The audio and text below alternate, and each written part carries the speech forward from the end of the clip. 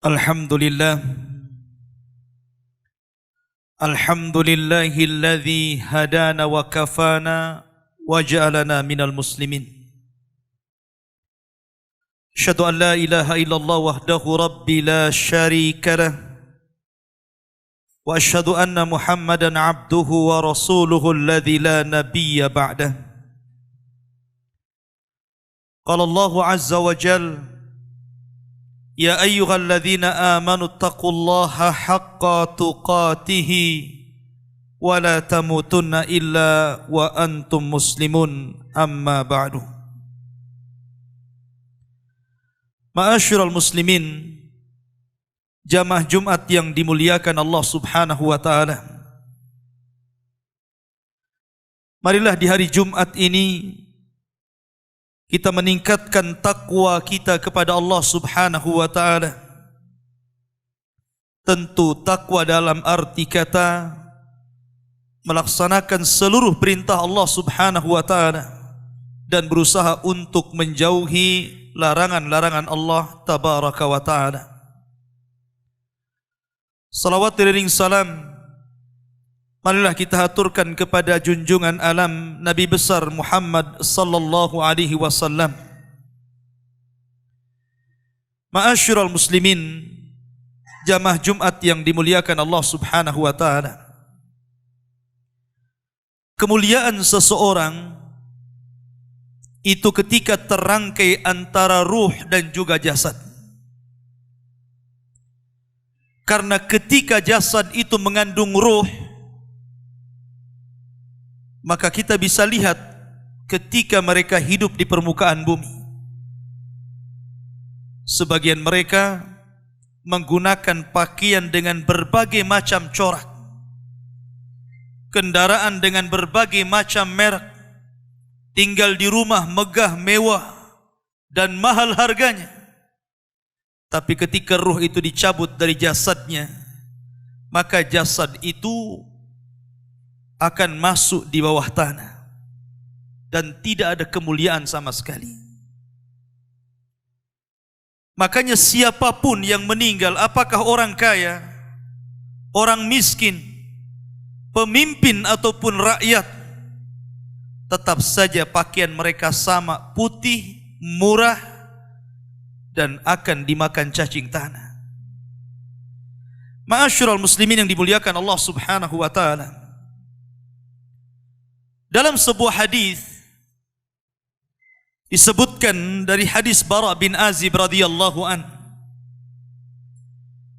ketika Nabi sallallahu alaihi wasallam menunggu di mana sebagian para sahabat sedang menggali kuburan dan sedang dibuatkan lahat, disitulah Nabi sallallahu alaihi wasallam memberikan ceramah kepada para sahabat sambil menunggu kuburan itu digali.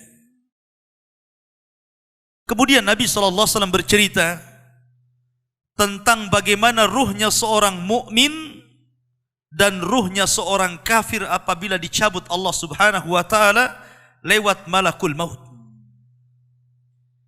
Kata Nabi SAW,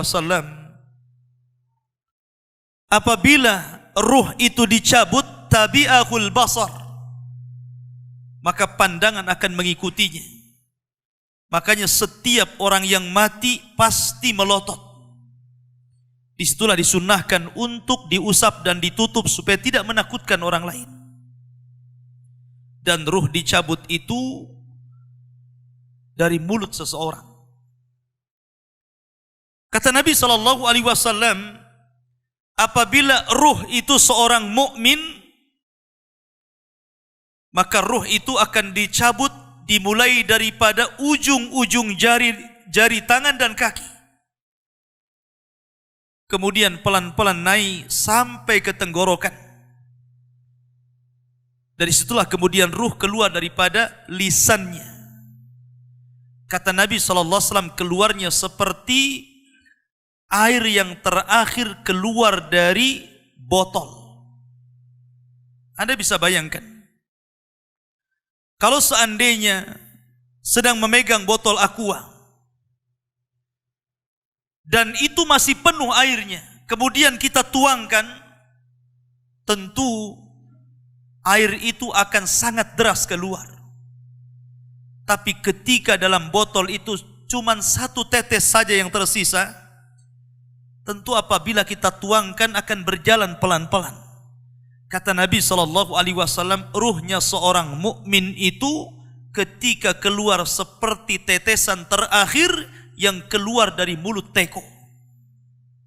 Artinya pelan. Disitulah Allah Subhanahu wa ta'ala mengutus 3 malaikat. Pertama malakul maut, dan yang kedua malakul rahmah. 2 malaikat rahmat yang membawa kain kafan dari sorga dan hanut, wewangian dari sorga. Disitulah 2 malaikat ini membisikkan di telinga orang yang sedang sakaratul maut dari ruh-ruhnya orang-orang yang beriman. Dan mengatakan irji'i ila rabbiki radiyatan marji, ila rabbiki radiyatan mardiyah. Keluarlah dan kembalilah kepada keridhaan Allah Subhanahu wa ta'ala. Maka ketika itu ruh tercabut oleh malakul maut, kemudian diletakkan di kain kafan dari sorga, kemudian baunya sampai membubung ke langit. Para malaikat yang di langit bertanya, itu ruhnya siapa? Maka sebagian mereka mengatakan ruhnya fulan ibn fulan. Maka pintu langit pertama dibuka, kedua, ketiga, keempat, kelima, keenam, sampai ke-7.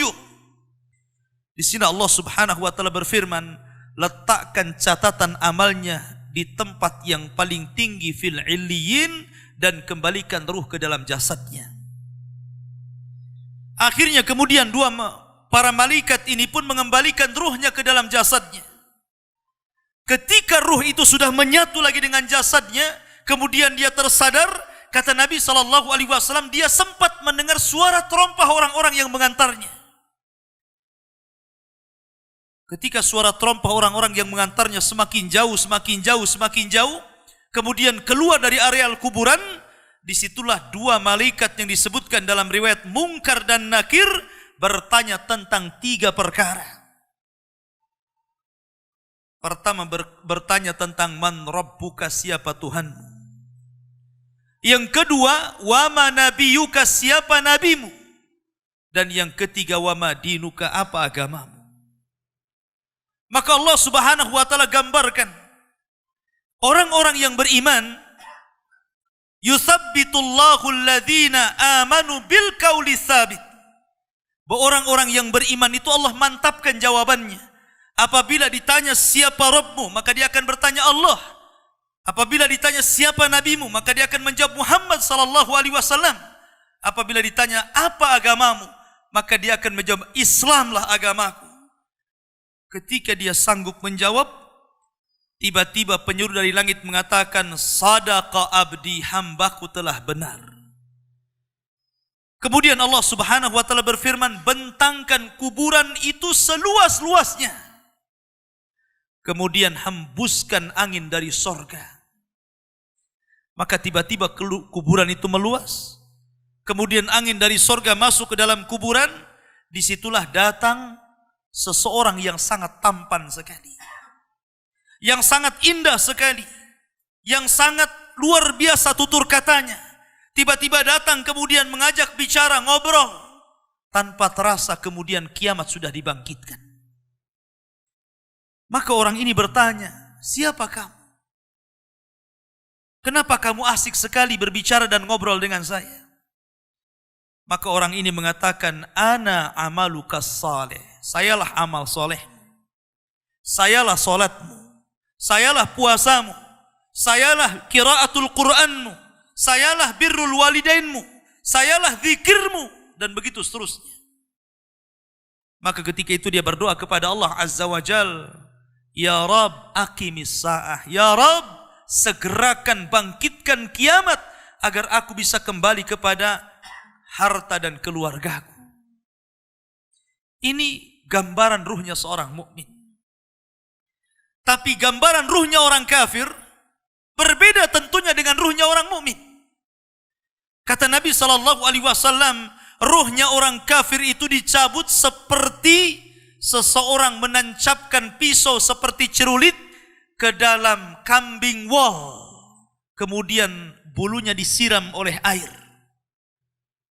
Ketika pisau yang berbentuk bengkok itu dimasukkan ke dalam bulu wol yang sangat tebal, kemudian bulu itu disiram air, kemudian dipaksa dicabut, maka tentu akan merontokkan seluruh bulu-bulunya. Begitulah gambaran Nabi SAW. Ruhnya orang kafir apalagi dicabut seperti itu, akan merasakan sakit yang luar biasa. Disitulah kemudian diutus 3 malaikat, 1 malaikat maut dan 2 malaikat azab. Malaikat azab ini terus membentak-bentak ruh yang akan keluar itu dengan mengatakan, ukhruji ila sakhatim minallahi wa ghadabi. Keluar engkau kepada kemarahan Allah Subhanahu wa taala dan kemurkaannya. Dari situlah ruh tidak mau keluar. Tapi tetap saja oleh malaikat maut dipaksa keluar sehingga dia merasakan sakarat, merasakan rasa sakit yang luar biasa. Maka setelah ruh itu dipaksa keluar, langsung kemudian malaikat azab memasakkan kain kafan dari neraka dengan bau busuk yang luar biasa, sehingga satu pun malaikat yang di langit tidak berani mendekatinya.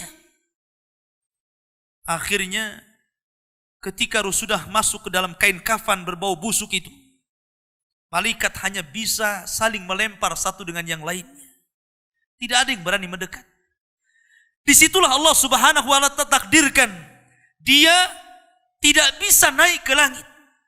Jangan lagi langit kedua, ketiga, keempat, keenam, sampai ketujuh.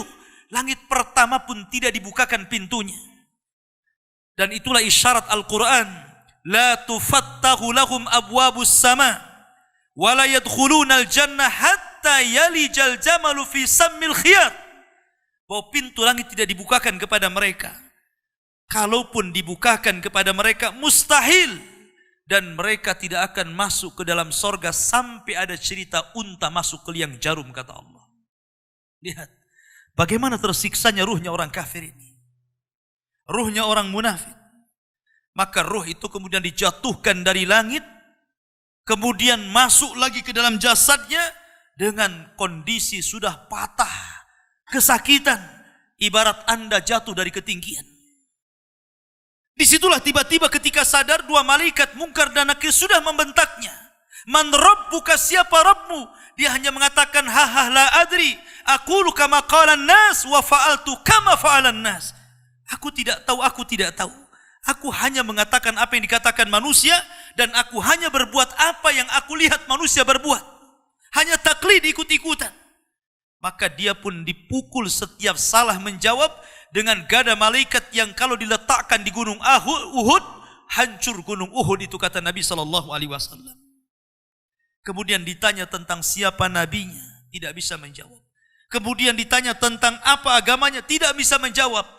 Maka ketika itu datangkan laki-laki yang jelek, laki-laki yang tuli, laki-laki yang bisu, yang hanya di tangannya palu yang siap memukul-mukul dia sampai kiamat dibangkitkan. Ma'asyiral muslimin yang dimuliakan Allah Azza wa Jalla. Ketika itu ada seruan dari langit, angkadzaba abdi, hambaku telah berdusta. Sempitkan kuburannya, bukakan pintu ke arah neraka, biar hembusan-hembusan neraka masuk ke dalam kuburannya. Dari sinilah Utsman bin Affan radhiyallahu anhu, seorang khalifah, apabila diceritakan surga dan neraka, Utsman tidak pernah menangis. Tapi kalau diceritakan tentang kuburan, Utsman itu langsung menangis. Alasannya apa? Kata Utsman bin Affan, karena kuburan itu yang menentukan kemana arah seseorang. Kuburan itulah yang menentukan kemana arah seseorang. Apakah dia masuk ke dalam ashabun nar ataukah ashabul jannah. Makanya Umar bin Abdul Aziz rahimahullahu ta'ala, ketika dia ziarah kubur di akhir hayatnya, kemudian dia menangis di kuburan dan dikatakan, wa ma yubki ya khalifah, apa yang membuat anda menangis wahai khalifah? Kata Umar bin Abdul Aziz, fa ana la adri min ayyi fariqaini ana, soalnya aku tidak tahu dari kelompok mana saya. Apakah saya kelompok ahlun nar ataukah ahlul jannah? Apakah saya kelompok yang akan dimasukkan ke dalam neraka ataukah saya kelompok yang akan dimasukkan ke dalam sorga? Aku tidak tahu. Dari situlah dia menangis dan menangis orang-orang di sekitarnya. Ma'asyiral muslimin yang dimuliakan Allah Subhanahu wa taala. Oleh karena itulah ada satu tugas untuk mengingatkan kita kepada fitnah kubur yang berujung kepada azab kubur ataupun nikmat kubur. Sebuah sunnah yang sudah langka dijalankan manusia, yakni ziyaratil kubur. Kata Nabi SAW, kuntu nahaitukum ang ziyaratil kubur fazuruha fa innaha tudzakirukumul akhirah. Dulu aku larang kalian ziarah kubur, tapi sekarang ziarahlah kalian ke kuburan-kuburan kaum muslimin, karena itu hanya bisa mengingatkan kita kepada kematian dan hari akhir. Aqulu ma tasma'un, aqulu qauli hadza, innahu huwal ghafurur rahim.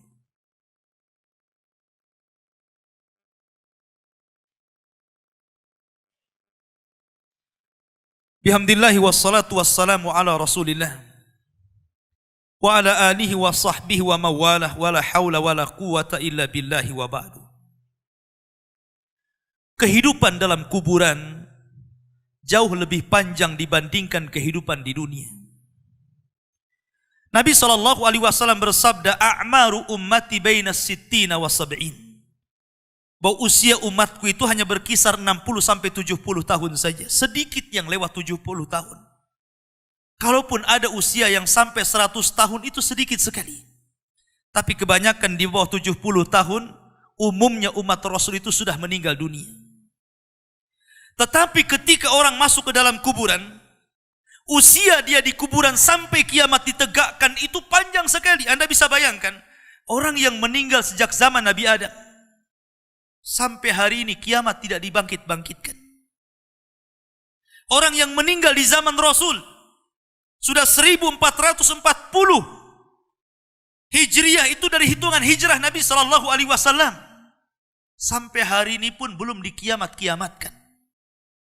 Menunjukkan bahwa kehidupan kuburan jauh lebih panjang dibandingkan kehidupan dunia. Dari sinilah maka wajar seorang mukmin harus takut. Takut dengan kehidupan kuburan. Ma'asyiral muslimin yang dimuliakan Allah Azza wa Jalla. Tetapi para ulama mengatakan, apakah orang yang mendapatkan azab kubur itu munqati atau mustamir? Terus menerus ataukah terputus? Kata para ulama, azab kubur itu hanya terputus dengan tiupan sangkakala Israfil. Maka ketika alamat-alamat kiamat besar, munculnya Dajjal. Kemudian Dajjal dibunuh oleh Isa bin Maryam. Kemudian setelah itu muncul Ya'juj dan Ma'juj. Ya'juj dan Ma'juj tidak bisa diperangi dan dibunuh, kecuali diazab oleh Allah Subhanahu wa ta'ala dengan dikirimkan ulat-ulat, itulah yang membunuh mereka. Kemudian Nabi Isa berdoa kepada Allah agar bumi dibersihkan dari mereka. Karena jumlah mereka banyak, 1 banding 990 dari mereka dan 1 dari kita. Sehingga setiap dijengkal bangkai mereka, ada bangkai di sampingnya dan begitu seterusnya. Seolah-olah bumi itu hanya penuh dengan bangkai Ya'juj dan Ma'juj. Sehingga Allah kirim burung-burung sebesar unta, kemudian dilempar entah kemana. Baru setelah itu Isa hidup beberapa tahun, disitulah kehidupan yang paling indah. Karena bumi dimunculkan barakahnya. Sampai-sampai orang yang menanam sesuatu di tanah kering pun tumbuh dan subur. Baru setelah Isa bin Maryam meninggal dunia, kemudian manusia mulai menjauh dari agamanya. Setelah mereka jauh dari agamanya, diangkatlah Al-Quran. Sehingga tidak ada satupun tulisan di dunia, sehingga orang yang hendak membacanya kosong Al-Qurannya. Orang hendak mengeluarkan dari hafalannya, lupa hafalannya. Ketika itu manusia mulai terpecah menjadi 2 antara mukmin dan kafir. Di saat itulah, ketika mereka tertidur di malam hari, kemudian bangun di pagi hari, matahari tidak muncul. Ditunggu sampai duhur, matahari tidak muncul. Ditunggu sampai asar, matahari tidak muncul. Harusnya matahari terbenam. Tiba-tiba matahari justru terbit dari arah barat. Kejadian matahari terbit dari arah barat itu cuma 1 kali saja. 1 hari. Baru 2 hari setelahnya muncul binatang dari perut bumi dan bicara. Kerjanya hanya menstempel orang mukmin dan kafir. Maka ketika itu Allah Subhanahu wa taala mengirim angin yang sangat dingin, membunuh orang-orang yang beriman dan membiarkan orang-orang fasik dan munafik. Membiarkan orang-orang munafik dan orang-orang kafir sehingga orang tidak malu maksiat di tengah jalan. Disitulah Allah Subhanahu wa taala kirimkan api berasal dari Aden Yaman. Api ini tidak membakar manusia tetapi menggiring sampai ke negeri Syam. Disinilah Nabi SAW bersabda, la taqumus sa'ah illa ala syiraril khalqi. Tidak mungkin tegak hari kiamat kecuali tegak di atas manusia yang paling buruk. Ketika itulah Nabi SAW menceritakan bahwa Allah Subhanahu wa taala memerintahkan kepada Israfil untuk meniup sangkakala yang pertama. Disinilah adab kubur terputus. Karena ketika itu seluruh orang mati. Baik orang yang ada di atas bumi atau yang ada di bawah bumi. Baik kalangan jin, baik malaikat, kecuali makhluk-makhluk yang Allah kehendaki saja. Semua hancur. Dan Abu Hurairah radhiyallahu anhu menceritakan kehancuran bumi setelah tiupan sangkakala itu adalah 40. Bisa 40 hari, bisa 40 bulan, bisa 40 tahun. Yang jelas Allah hancurkan bumi ini. Allah luapkan lautan ke daratan. Allah jatuhkan bintang. Allah hancurkan gunung sehingga seperti kapas yang dihempas angin. Itulah yang disebut dengan kehancuran alam atau hari kiamat. Baru setelah kemudian bumi tidak bulat lagi. Tapi bumi terhampar. Allah ganti bumi yang kita pijak dengan bumi yang baru. Itulah yang disebut dengan padang mahsyar. Maka disitulah Allah Subhanahu wa taala memerintahkan Israfil untuk meniup sangkakala kebangkitan. Yang kedua kalinya Israfil pun kemudian meniup sangkakala. Maka dari situlah manusia keluar dari perut bumi, wa akhrajatil ardu athqalaha. Allah keluarkan beban-beban beratnya. Disitulah orang-orang yang beriman ketika mereka muncul dari kuburan, maka mereka akan berkumpul dengan keluarganya. Allah mengatakan, alladzina amanu wattaba'athum dzurriyyatuhum biimanin alhaqna bihim dzurriyyatuhum. Orang-orang yang beriman, kemudian keimanan diikuti oleh keluarganya, oleh istrinya, oleh suaminya, oleh bapaknya, oleh anak-anaknya, oleh cucu-cucunya. Maka ketika mereka dibangkitkan dari kuburan, mereka langsung berkumpul menjadi satu keluarga. Dan itu sebuah ketenangan. Tapi orang-orang di luar daripada beriman, mereka keluar dari perut bumi seperti 2 binatang. Pertama Allah contohkan dengan laron yang berterbangan. Anda bisa melihat laron apabila berjalan atau berterbang di atas lampu atau di sekitar lampu, lihat bagaimana cara terbangnya. Mereka akan saling tubruk dengan kawan-kawannya. Karena pada hari itu anak lari dari orang tuanya, suami lari dari istrinya, orang tua lari dari anaknya. Terkadang mereka bertubruk satu dengan yang lainnya. Yang kedua seperti belalang kal jaradil muntashir. Pertama seperti laron dulu. Lari sana, lari sini. Yang dari barat ke timur, yang dari timur ke barat, yang dari selatan ke utara, yang dari utara ke selatan. Mereka kacau. Sehingga mereka mengatakan, ya wailana, man ba'athana, mim marqadina. Celaka, siapa yang membangunkan aku dari tidurku? Tapi orang-orang yang beriman hanya mengatakan, hadza ma wa'adar rahman wa sadaqal mursalin. Inilah janji Allah kepada kalian dan benarlah ucapan para rasul. Baru setelah itu dari padang mahsyar berteriak seorang yang Allah suruh untuk berteriak. Mulailah kemudian mereka teratur. Mereka terbang seperti belalang. Karena belalang itu kalau terbang maka akan teratur dengan koloninya. Maka mereka akan berjalan ke satu titik. Disitulah yang disebut dengan padang mahsyar. Mereka akan tinggal selama 50 tahun telanjang, kembali tidak dikhitan, tidak pakai sandal, matahari dekatkan 1 mil, keringat bercucuran.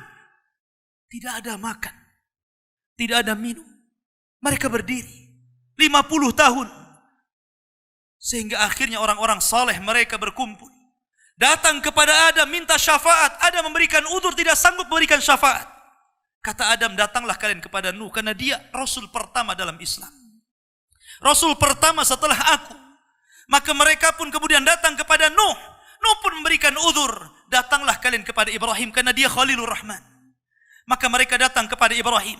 Kata Ibrahim, aku tidak sanggup berikan syafaat. Datanglah kalian kepada Musa, karena dia Kalimur Rahman. Ketika mereka datang kepada Musa, kata Musa, datanglah kepada Isa. Isa pun memberikan uzur, tidak bisa. Seandainya kalian datang kepada Muhammad sallallahu alaihi wasallam itu lebih baik. Akhirnya mereka datang kepada Rasul. Rasul hanya mengatakan, analah, akan kucoba.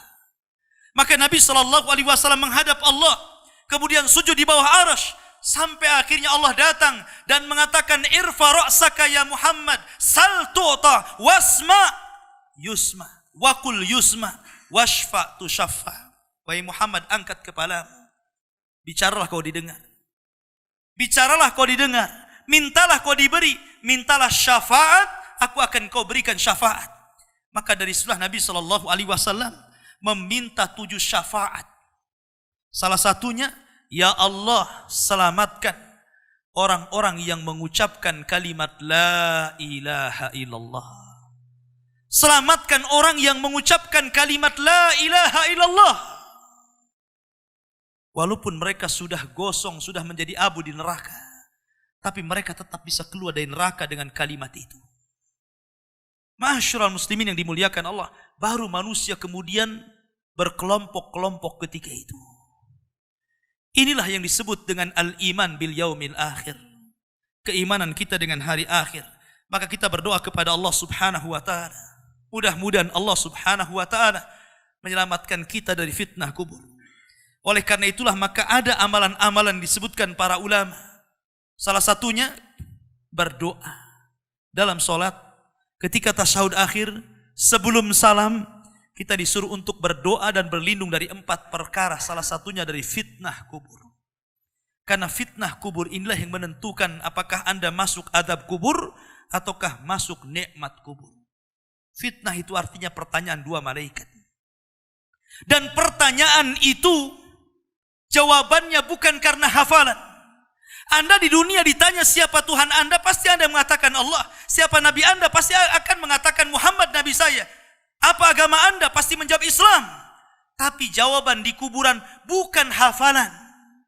Tapi jawaban itu adalah amalan yang membimbing kita. Yang mampu menjawab itu amalannya. Solat kita yang mampu menjawab. Puasa kita, baca Quran kita, zakat kita, birrul walidain kita, itulah yang akan menjawab. Karena hanya orang-orang yang beriman yang mantap jawabannya.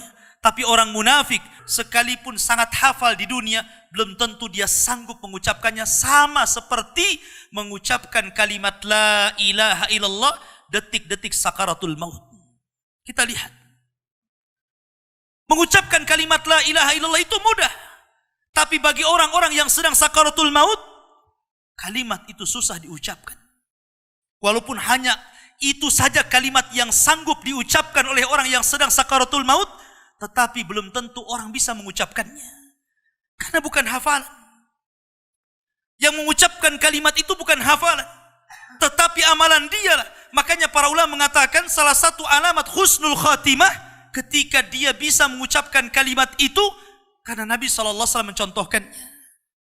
Ketika detik-detik sakaratul maut, Nabi SAW mengatakan, la ilaha illallah wa innal mauta la sakarat. La ilaha illallah. Sesungguhnya kematian itu sangat menyakitkan. Kalau Nabi SAW saja sakit ketika meninggal, tentu di luar Nabi SAW lebih sakit lagi. Tapi ingat, sakitnya seorang yang beriman ketika ruh dicabut, itu awal merontokkan dosa-dosanya. Tetapi sakitnya orang-orang kafir ketika dicabut, itu awal dari azab dia sebelum masuk kuburan dan sebelum masuk ke dalam neraka. Ma'asyiral muslimin. Oleh karena itulah maka, jadikan dunia ini senjata. Dan senjata yang paling baik adalah doa. Jadikan dunia ini penjara. Karena memang kita masih di penjara. Anda tidak boleh tidak meninggalkan sholat, masih tidak boleh. Kita masih harus tetap sholat, zakat, puasa, haji, berbuat baik. Jadikan dunia ini penjara. Karena Rasul yang mengatakan, ad-dunya sijnul mu'min. Dunia ini penjara bagi orang-orang yang beriman. Kita harus terpenjara dengan ibadah. Tetapi orang-orang kafir itu sorga. Bagi mereka tidak sholat, tidak puasa, tidak zakat, itu sorga bagi mereka. Tapi orang-orang yang beriman, walaupun sesenang apapun Anda diberikan harta yang banyak sekalipun, tetap saja kewajiban sholat tidak boleh ditinggalkan. Tetap saja kewajiban zakat tidak ditinggalkan. Tetap saja kewajiban haji tidak boleh ditinggalkan. Walaupun Anda sudah jadi presiden sekalipun. Karena dunia ini penjara bagi orang-orang yang beriman. Sebab kalau orang sudah mati, tidak ada perbedaan apakah Anda presiden, menteri, rakyat, orang kaya, orang biasa, sama di kuburan itu. Dan tidak bisa dibanggakan kecuali amalannya. Inna Allah wa malaikatahu yusalluna ala nabi. Ya ayyuhalladzina amanu sallu alaihi wa sallimu taslima. Baiklah kita banyak-banyak bersalawat kepada Nabi SAW di hari Jumat ini. Allahumma salli ala Muhammad wa ala alihi wa sahbihi wa man sara ala nahjihi ila yaumiddin. Allahumma ighfir lil muslimina wal muslimat wal mu'minina wal mu'minat al ahya'i minhum wal amwat innahu qaribu mujibu da'wah ya qadiyal hajah. Allahumma arinal haqqa haqqa warzuqna ittiba'ah wa arinal batila batila warzuqna istinabah. Allahumma nas'alukal jannah wa ma qarraba ilaiha min qawli wa amal wa na'udzubika min sakhatika wan nar. Allahumma aslih wulata umuril muslimin. Allahumma aslih wulata umuril muslimin. Allahumma aslih wulata umuril muslimin. Allahumma izzal islam wal muslimin wa adilla syirka wal kafarata wal munafikin. Allahumma nas'aluka khaira ajilih wa ajilih ma alimna minhu wa ma lam na'lam. Rabbana la tuzigh qulubana ba'da idh hadaitana wa hab lana min ladunka rahmatan innaka antal wahhab. Rabbana hab lana min azwajina wa dhurriyyatina qurrata ayun waj'alna lil muttaqina imama waj'alna lil muttaqina imama waj'alna lil muttaqina imama. Rabbana atina fid dunya hasanah wa fil akhirati hasanah wa qina adzabannar. Wa sallallahu ala nabiyyina Muhammad walhamdulillahi rabbil alamin. Ibadallah, innallaha ya'muru bil ahdi wal ihsan wa ita'i dzil qurba wa yanhanil fahsya'i wal munkari wal bagh ya'idukum la'allakum tadhakkarun. Qumu lis salatil jum'ah rahimakumullah.